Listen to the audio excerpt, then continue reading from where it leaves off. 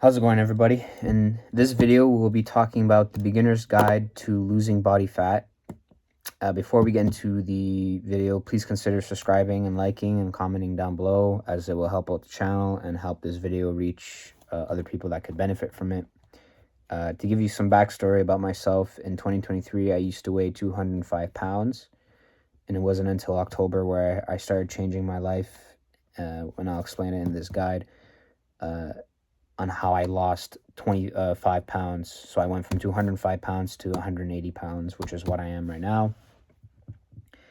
And I'll be explaining that in this guide. Now, before I get into the guide, understand that you can lose weight from working out and weight training. Don't get me wrong. I'm not saying anything bad about that. You go ahead and do that. I encourage it, actually.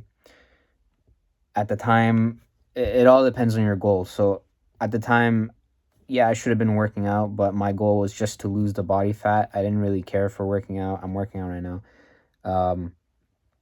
So my main focus was not to build muscle, but to lose the body fat I had. And in order to do so, I achieved that with the keto diet. So now, what is the keto diet? It's essentially a diet where you eliminate carbs and you eat meals that consist of high protein and high saturated fats. Doing this will put your body in a state of ketosis, which essentially is how I lost the weight. And what ketosis is ketones is like a hormone or something that your body will produce when you eliminate carbs. There's a whole scientific reason that when you eat carbs, like rice or whatever, even junk food, that your body will resort to using like sugars and muscle mass to produce energy. That's why when you're in a keto state, your body will instead use your body fat for fuel, and not, like, essentially it won't touch your muscle. That's why people who have a regular diet and who are trying to build muscle, if they don't eat for whatever period of time, their muscle mass goes down. That's because their body starts eating their muscle first, and then whatever sugar in their body, and then it goes to the fat. Meanwhile, in a keto state, your body will resort to eating your body fat, thus you losing the body fat and not losing muscle mass. Within that frame of when I was 205 pounds to 180, I'm not buff, but I have muscle, and I noticed that my muscle didn't go away. Like, I didn't lose my muscle. So yeah, that's what keto is: eliminating carbs, eating high fat, high protein meals to put yourself in a ketosis state. So step one, analyze your current diet. So for a week, just continue eating whatever you typically eat. Obviously, don't eat junk food, but yeah, just eat whatever, and keep track of what you're eating and when you're eating. So yeah, keep track of what you had for breakfast, what you had for lunch and dinner. If you're snacking in between, just keep track of that. Write it down, and write down when you did it. And that's just step one. Very simple, very basic. This whole guide is to help you gradually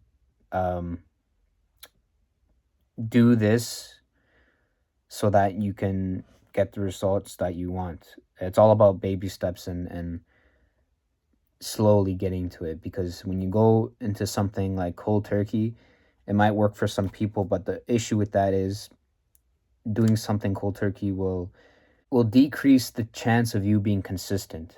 So, like, when you're building good habits, it's best to slowly implement them, as good habits are hard to do and bad habits are easy to do. So step two, replace your meals. So after you spend the week of tracking your meals, analyze what you have. So typically the typical person would have like 3 to 5 meals, and just simply pick a meal you can replace with a keto meal. So for example, lunch, you go out for lunch or whatever, you eat whatever for lunch. Try replacing that lunch meal with a meal that's considered to be keto. And same thing for breakfast or dinner. just pick one. If you're able to pick all your meals to replace with keto, that's even better. But again, to highlight the whole idea of going into this gradually, it's best for most people to start slowly. So just, again, pick one meal, at least one meal to have a keto diet, just to get your body used to it, and to introduce the idea of eating a keto meal. Do this for a week, another week or two. Again, keep track of it. It's important to keep track of it. But yeah, do this second step for another week or two, whatever you feel necessary. Step 3 is having consistency. So having the consistency of maintaining these keto meals, and that's what my point was. The only way to do this is with consistency and gradually making your way to achieving your goal. When I was 205 pounds, I didn't wake up one day and said, okay, I'm going to starve myself to death and lose all the weight. No, I slowly started practicing ways to implement keto. And another thing is, think of it like this. When you go into cold turkey, doing something cold turkey, let's say I woke up and I said, okay, I'm going to fast. I'm not going to eat anything at all. And then I'm going to go into keto. Let's say, and then I go a day of fasting, and then I have my keto meal. Because it's like I'm not gradually doing it and building my way up and building the good habits to do it. The second that I fail, because I'm not disciplined enough, I'm going to say, I screwed up. I'm just going to go eat whatever, and I'm going to not be on keto and just eat whatever because I already screwed up. And that happened before. That has happened to me, where I tried losing weight. And yeah, like I just said, I fall into that trap of not building my way to consistency, and then falling back and relapsing. And yeah. So after a week of doing step 2, when you reach step 3, at that point, you should try to replace all your meals with keto meals and essentially climb your way into getting the results that you want. So you should be doing it where for breakfast you have something that's keto, lunch something that's keto, dinner something that's keto. It's very straightforward, plain and simple. Step 4 is to check your analysis of your food, or like monitoring your food. Check that again. To go further into this weight loss journey, you need to understand something about keto and weight loss. Every time you eat something, it doesn't matter what you eat, whether it's junk food or something healthy. When you eat something, that causes your body to have insulin resistance. Now, it's kind of difficult to explain. I don't really understand it myself, but the best way to understand it is, when you have high amounts of insulin resistance, it just means it's harder for you to lose the fat.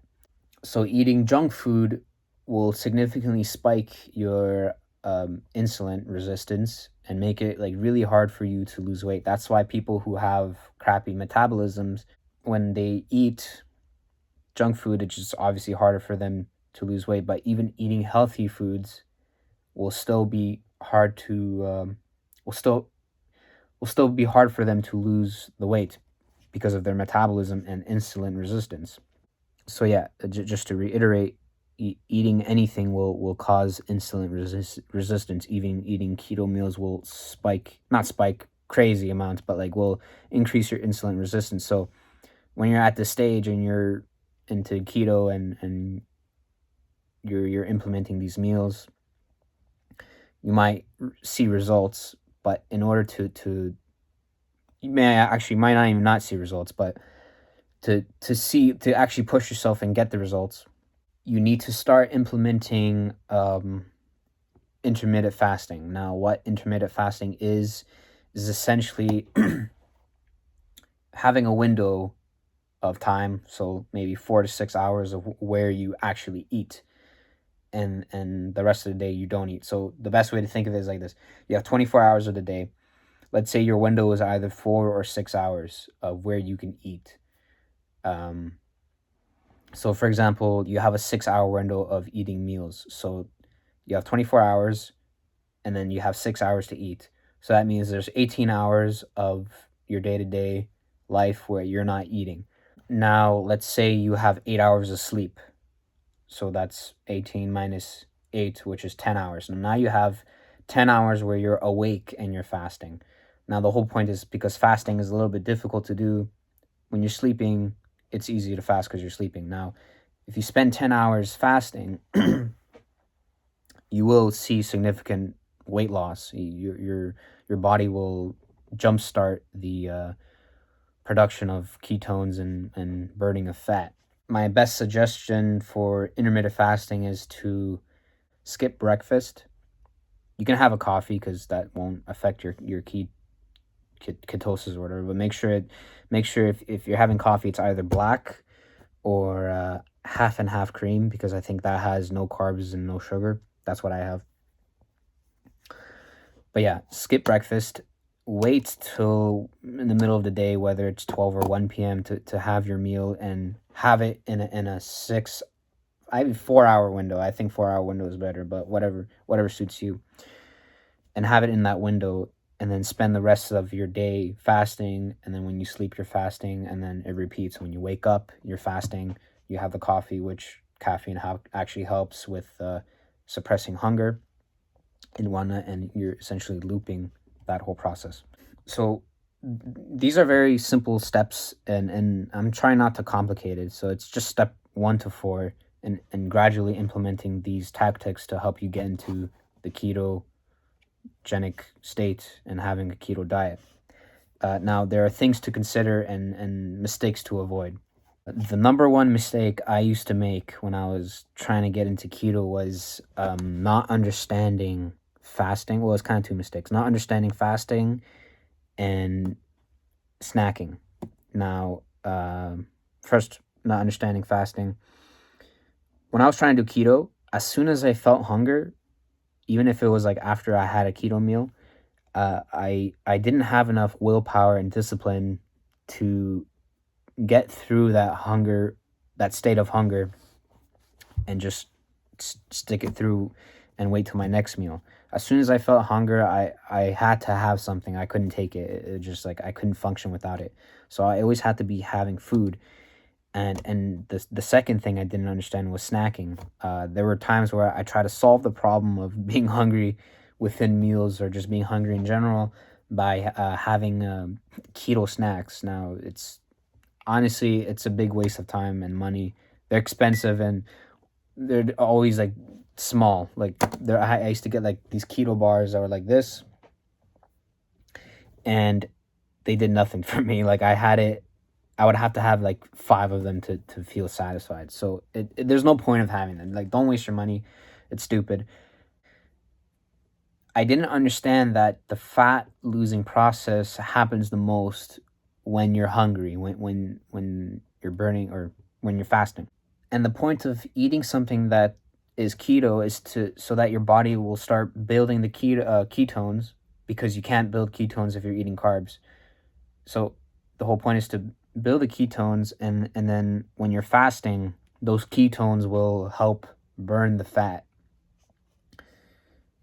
and help you lose weight. And to get to this, you need to avoid unnecessary snacking and get through those periods of hunger, and just putting yourself through prolonged fasting, and prolonged periods of hunger.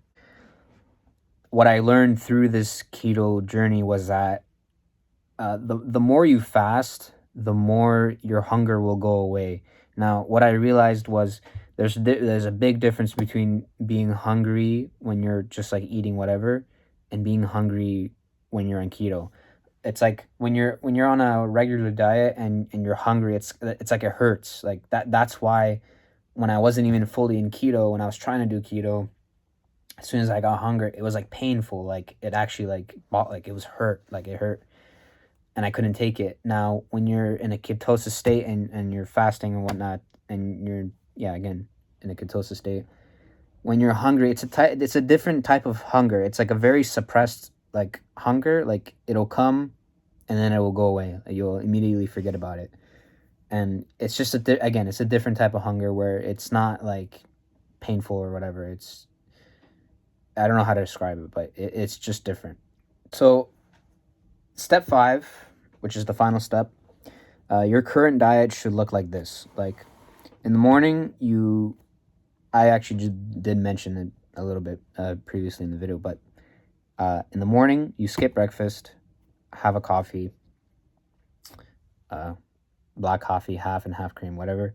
You fast until it's 12 or 1 p.m.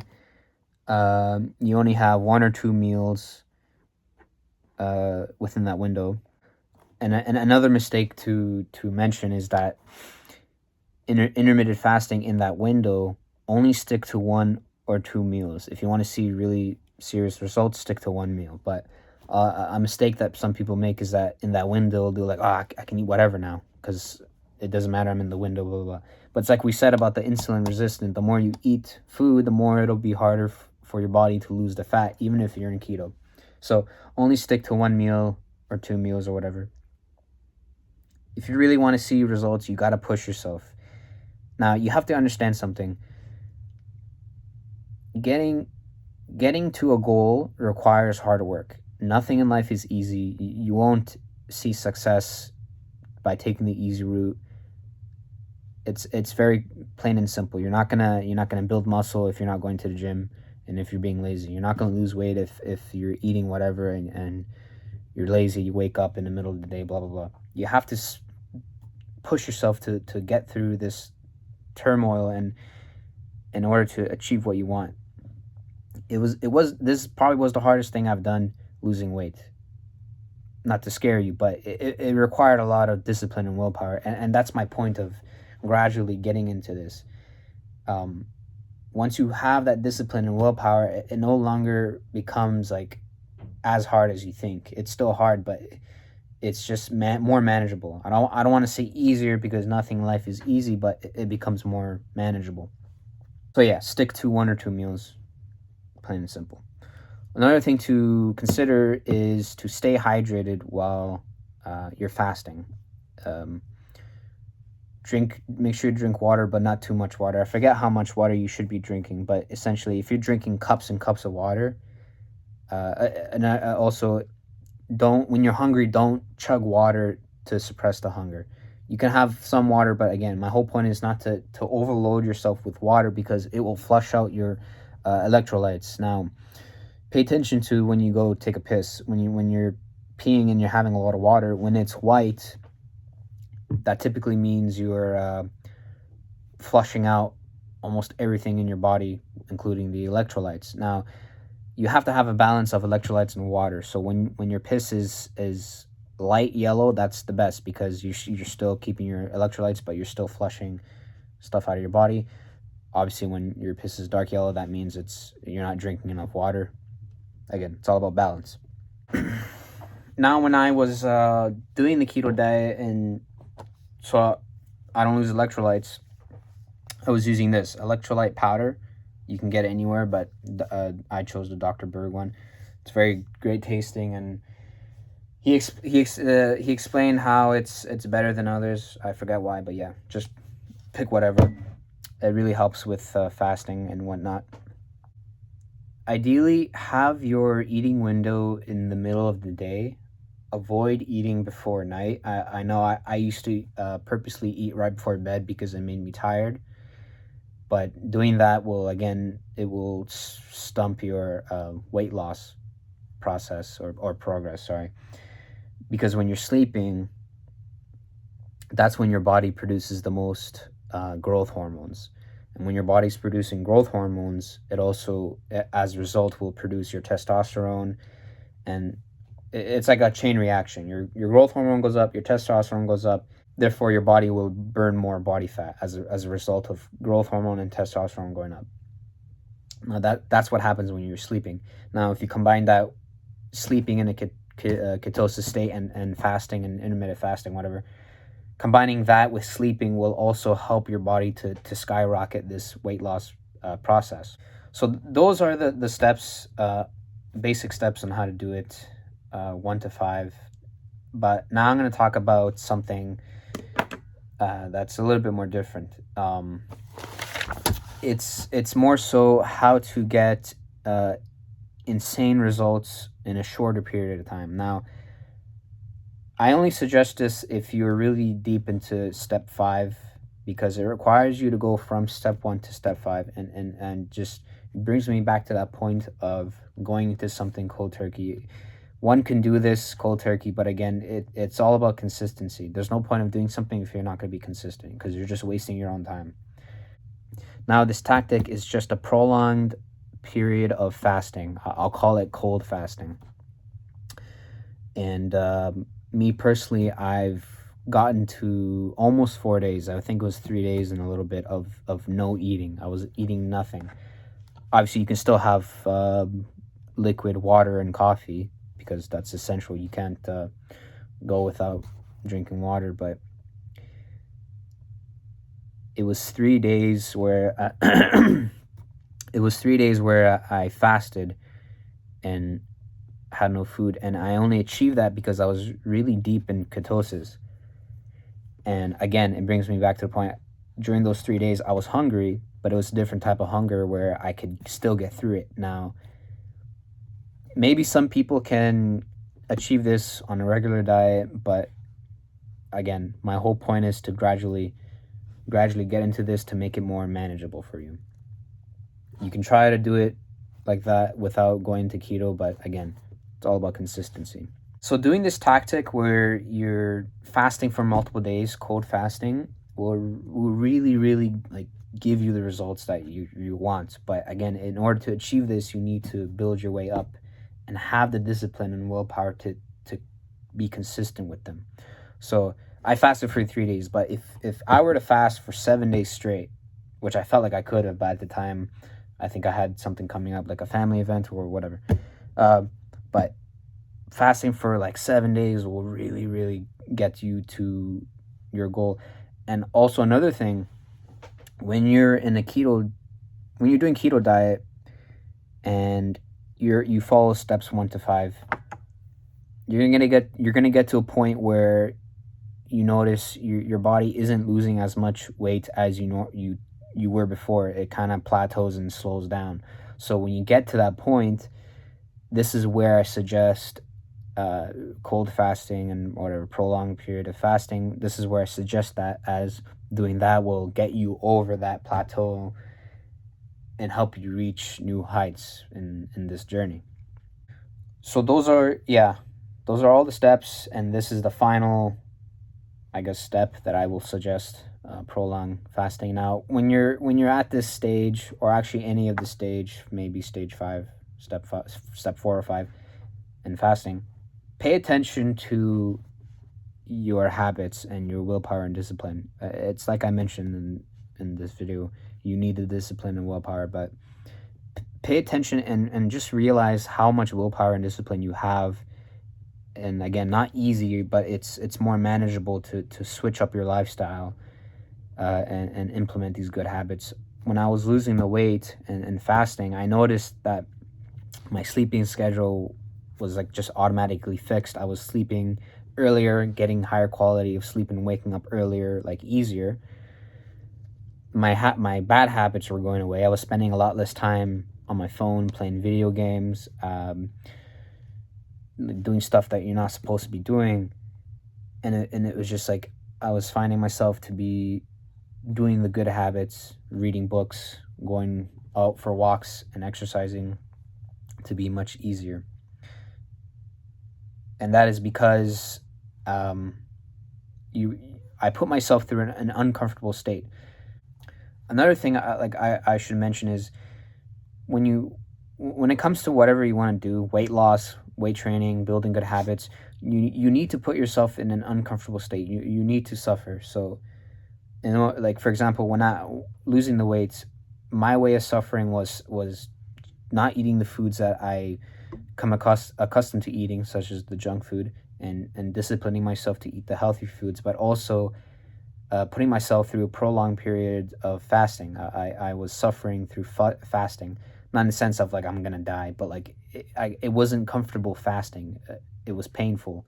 I felt hunger. I had to ignore it.